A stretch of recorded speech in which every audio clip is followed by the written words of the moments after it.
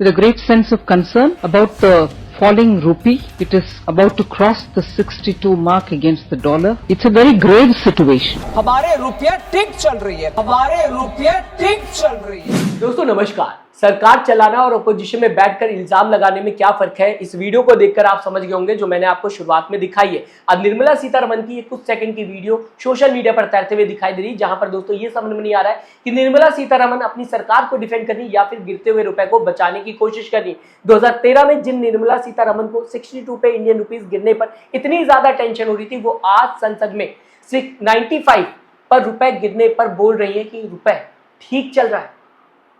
दोस्तों क्या इसको ठीक चलना बोलते हैं? रुपया रोज गिर रहा है, रोज तो छोड़ दीजिए, दिन में कई बार गिर रहा है। लास्ट वीक तो दोस्तों कुछ घंटे में बार बार रुपया गिरता हुआ दिखाई दिया था और निर्मला सीतारमण कह रही है कि रुपया ठीक चल रहा है। इसको क्या बोला जाएगा दोस्तों? डबल स्टैंडर्ड या फिर अपनी रिस्पॉन्सिबिलिटी से भागने का एक ये नया तरीका निर्मला सीतारमण का है, जहां पर वो कहते हुए दिखाई दे रही कि रुपया ठीक चल रहा है। अब तो लग रहा है दोस्तों कि रुपया ही सदमे में आ गया है, क्योंकि आज रुपए को पूरी तरीके से इग्नोर किया जा रहा है। कोई ध्यान रुपए पे देना ही नहीं चाहता, ना ही मीडिया बात कर रही, ना ही कोई सेलिब्रिटी बात कर रहा है और ना ही कोई प्रोटेस्ट होता हुआ दिखाई दे रहा है। ऐसा लग रहा है कि ऑनलाइन के जमाने में सबने रुपए को पूरी तरीके से इग्नोर कर दिया है और रुपए का भी इस इग्नोरेंस से दिल टूट गया है। वो लगातार गिरता हुआ दिखाई दे रहा है, रुकने का नाम ही नहीं ले रहा। फिलहाल निर्मला सीतारमण का ये कुछ सेकंड का वीडियो दोस्तों काफी ज्यादा शेयर किया जा रहा है।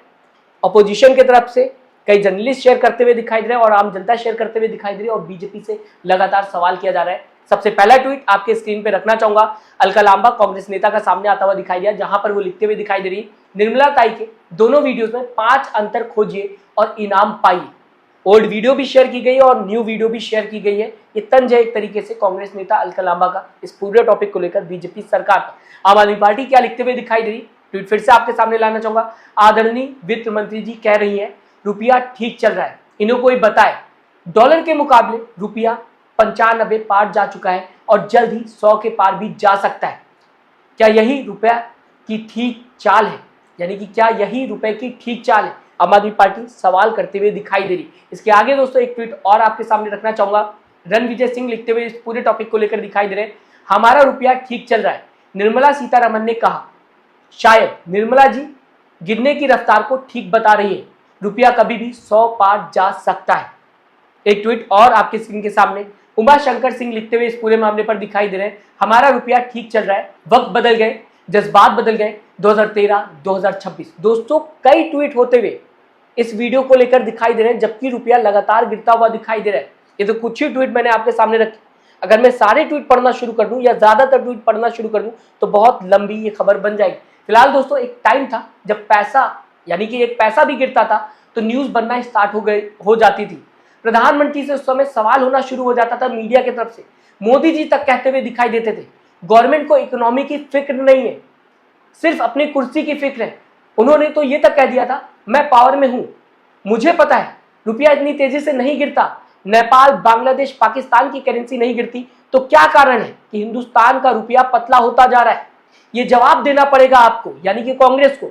देश आपसे जवाब मांग रहा है, मगर आज मोदी जी देश के प्रधानमंत्री हैं तो रुपए पर किसी का दोस्तों ध्यान ही नहीं है। इस पूरे टॉपिक पर राहुल गांधी ने अपना रिएक्शन दिया है, जबकि रुपया लगातार गिरता हुआ दिखाई दे रहा है।